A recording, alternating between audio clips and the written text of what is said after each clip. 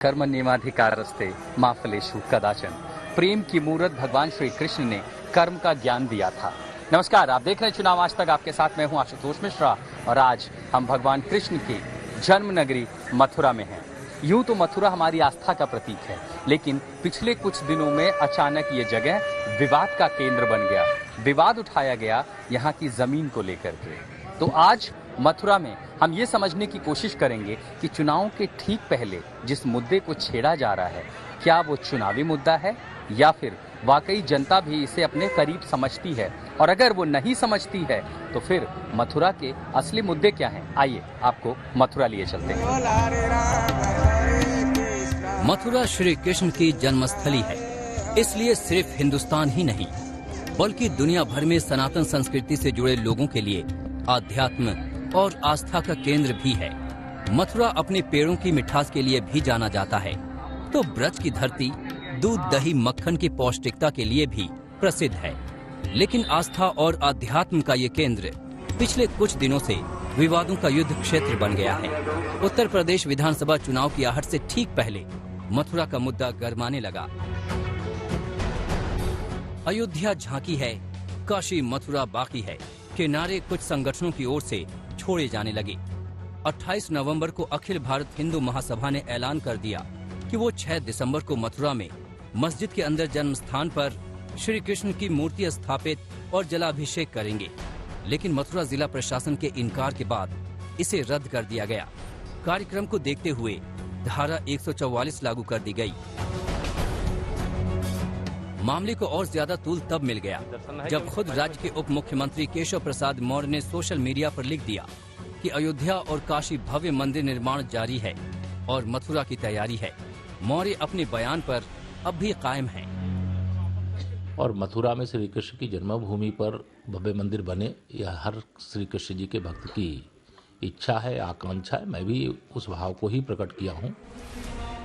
ऐसा लग रहा है कि बीजेपी एक बार फिर अयोध्या मथुरा काशी के सहारे चुनावी नैया पार लगाना चाहती है, क्योंकि अयोध्या काशी मथुरा शुरू से ही बीजेपी के एजेंडे में शामिल रहा है।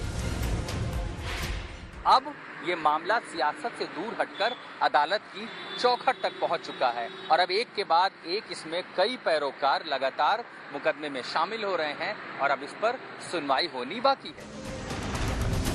आखिर ये पूरा विवाद शुरू कैसे हुआ? मथुरा श्री कृष्ण विराजमान विवाद मथुरा कोर्ट में 25 सितंबर 2020 को दाखिल हुआ। कुल 13.37 एकड़ भूमि के मालिकाना हक का विवाद है, जिसमें से 10.9 एकड़ भूमि श्री कृष्ण जन्म स्थान के पास है, जबकि 2.5 एकड़ भूमि शाही ईदगाह मस्जिद के पास है।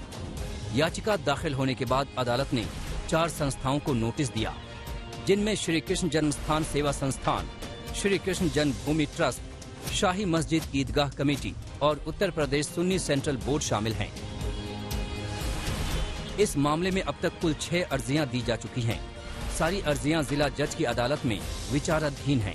अब तक 1 साल में 11 बार सुनवाई हो सकी है, मगर ये तय नहीं हो सका कि मामला यहीं सुना जाएगा या हाई कोर्ट ही इसकी सुनवाई करेगा। वहीं याचिकाकर्ता ने ऐतिहासिक घटनाओं का ब्यौरा देते हुए इंसाफ की मांग की है। याचिका के मुताबिक साल 1618 में राजा वीर सिंह देव बुंदेला ने श्री कृष्ण जन्म स्थान पर पहला मंदिर बनवाया था। औरंगजेब ने मंदिर तोड़कर जन्म स्थान की जमीन पर शाही मस्जिद ईदगाह का निर्माण कराया। याचिकाकर्ता की ये अपील है कि शाही मस्जिद ईदगाह और श्री कृष्ण जन्म स्थान सेवा संस्थान के बीच 1968 में हुआ समझौता रद्द किया जाए। इसके तहत ईदगाह को 2.1 एकड़ जमीन दे दी गई थी। याचिकाकर्ता का कहना है कि कटरा केशव देव की पूरी संपत्ति ट्रस्ट की है और श्री कृष्ण जन्मस्थान सेवा संस्थान को समझौता करने का अधिकार नहीं था। श्री कृष्ण जन्मभूमि संस्थान के द्वारा हुआ था, जबकि प्रॉपर्टी का टाइटल है श्री कृष्ण जन्मभूमि ट्रस्ट के नाम पर और मुस्लिम पक्ष से शाही ईदगाह थी। तो ये जो राजीनामा हुआ था ये नल एंड वॉइड है, ये प्रॉपर तरीके से नहीं हुआ था। ये गलत तथ्यों को दर्शा करके गलत तरीके से राजीनामा किया गया था। तो हम चाहते थे कि 13.37 एकड़ जो जमीन भगवान कृष्ण की है, कटरा केशव देव की है, ये हिंदुओं की, ये हिंदुओं को मिलनी चाहिए। तो गलत तथ्यों के आधार पर जो कंप्रोमाइज किया गया वो गलत है। हाल ही में हिंदू महासभा के इस ऐलान से तनाव बढ़ गया था कि वो विवादित स्थल पर जलाभिषेक करेगी। मगर प्रशासन ने इसकी इजाजत नहीं दी। दूसरी तरफ मथुरा को अच्छी तरह जानने समझने वाले पत्रकार मदन गोपाल कहते हैं कि मथुरा के लोग हमेशा सद्भाव के साथ रहे, मगर पिछले साल पहला मुकदमा दर्ज हुआ, जिसके बाद अर्जी देने वालों की झड़ी लग गई।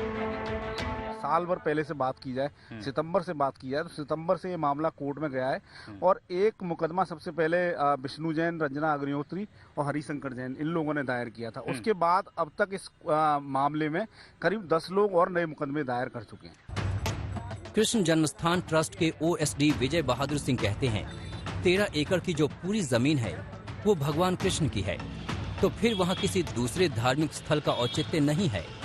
दूसरी तरफ ईदगाह पक्ष को लगता है कि चुनाव को देखते हुए इस मामले को हवा दी जा रही है। अंतिम मंदिर तोड़ा औरंगजेब ने, और उसने न केवल तोड़ा और मंदिर के ही ऊपर उसी के मटेरियल से वर्तमान जो भवन है, जिसे ईदगाह कहते हैं, मस्जिद कहते हैं, वो बना दिया है।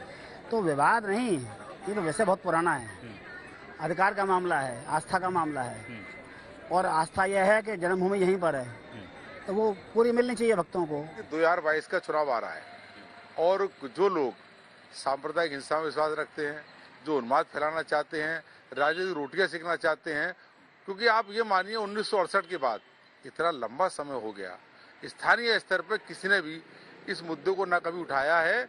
और आज भी जब उन्होंने ये आह्वान किया तो स्थानीय जनता, चाहे हिंदू हो, मुस्लिम हो, सिख हो, ईसाई हो, उन्होंने शांति व्यवस्था को कायम रखा और इनके आह्वान को सिरे से नकार दिया।